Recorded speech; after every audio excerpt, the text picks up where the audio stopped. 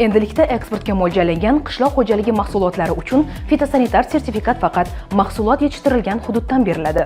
Bu nima degani? Ya'ni mahsulot qayerda yetishtirilgan bo'lsa, tekshiruv ham o'sha hududda o'tkaziladi. Sertifikat ham aynan shu joy asosida rasmiylashtiriladi.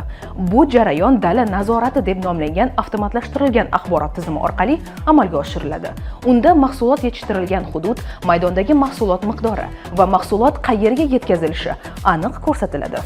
Fitosanitar sertifikat olish uchun tadbirkor kabinet.karantin.uz sayti orqali elektron ariza yuboradi. Shundan so'ng hududingizga biriktirilgan karantin inspektori siz ko'rsatgan manzilga keladi. Mahsulotni belgilangan talablarga asosan tekshiradi. Zarurat bo'lsa, mahsulotdan laboratoriya tahlili uchun namuna ham olinishi mumkin. Agar mahsulot fitosanitar toza deb topilsa, dalaning ID raqami tizimga kiritiladi. Ichki fitosanitariya sertifikati rasmiylashtiriladi va mahsulot eksport uchun tashqi iqtisodiy faoliyat maskaniga yo'naltiriladi.